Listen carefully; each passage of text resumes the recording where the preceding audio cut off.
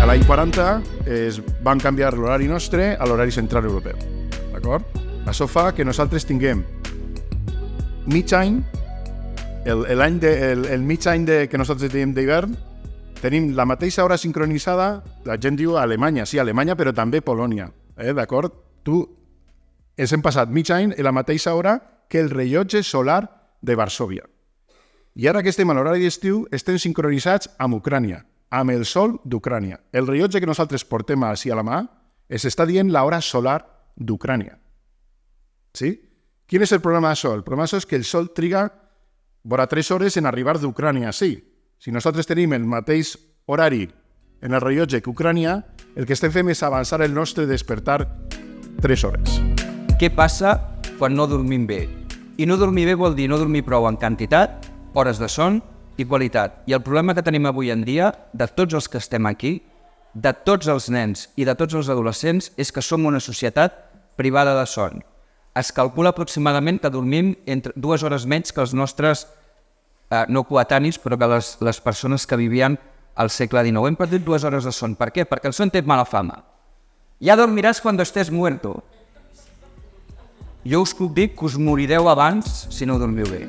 La nostra societat es fa cada vegada ser més vespertins o més cap a la tarda i el nostre rellotge social es fa cada vegada ser més de matí i sobretot això és més fort a l'adolescència, entenem que és la desincronització. La sincronització és fer un alumne que hauria d'estar a casa dormint estar a escola tractant d'aprofitar una classe que no pot aprofitar, perquè el seu organisme no està en disposició d'aquesta activitat.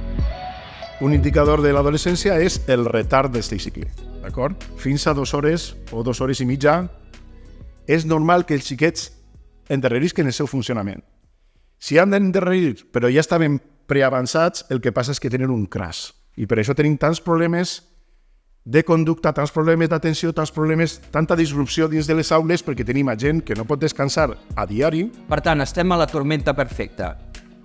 Biològicament m'adormo tard, si a més faig esport el faig molt tard i resulta que els meus col·legues estan actius tot de tarda a nit, amb el qual ja no és que m'adormi tard perquè em toca biològicament, sinó que m'adormo molt tard. I al matí següent haig de matinar i la primera assignatura és matemàtiques, física, m'és igual, però l'assignatura passa per ells, però ells no passen per assignatura.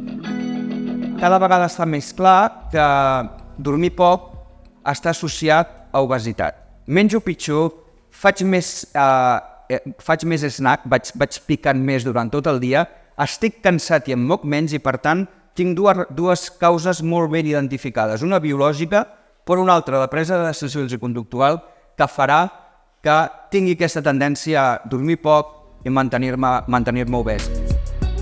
La importància del menjador escolar, tant en la infància i jo també personalment penso en l'adolescència. Si al final el menjador escolar és no seria una eina, sinó que és un servei que donen les escoles, no? Que al final hauria de ser accessible a tothom qui ho vulgui i que ens ajuda per poder promocionar dins d'altres funcions, no? Totes aquestes serien les funcions del menjador escolar, però que ens ajuda a poder proporcionar i a transmetre valors d'un estil de vida saludable i no només alimentaris, sinó també higiènics sanitaris, de comportament, de respecte als companys. Resulta que adolescents obesos i amb apnea de son, comparat amb adolescents obesos sense apnea de son, aquests nanos obesos i amb apnea de son tindran molts més problemes conductuals, cognitius, perquè associaran excessiva somnolència diurna i, a més, s'ha demostrat que tenen uns índexs més alts de depressió i angoixa. Destacar també la importància de menjar en família com una oportunitat per poder promoure hàbits saludables, predicar amb l'exemple, els nens aprenen imitant i imitant els adults que tenen al seu entorn, assegurar que sigui un ambient relaxat, un ambient distès, com si diguéssim, no? Al final no ens interessa ni premiar ni castigar amb aliments, en aquest sentit, tampoc forçar-los a menjar alguna cosa. Tenir en compte els bioritmes dels infants, el que seria tota la part de la cronobiologia, el ritme en aquest sentit també biològic, de concentració, de l'atenció i també la importància de garantir una qualitat i una quantitat de son correcta pels infants i com tot això no pot afectar a nivell de salut.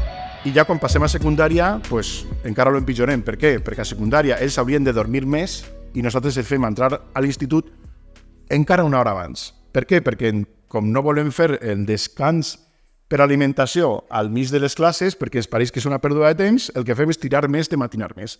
Però estem tirant d'hores que no són productives, és que no són productives. I el que estem fent és pues això, crear un sistema educatiu en el que, com que no pots participar de l'alumne perquè l'alumne no està descansat, no està proactiu, acaba sent un model educatiu molt unidireccional.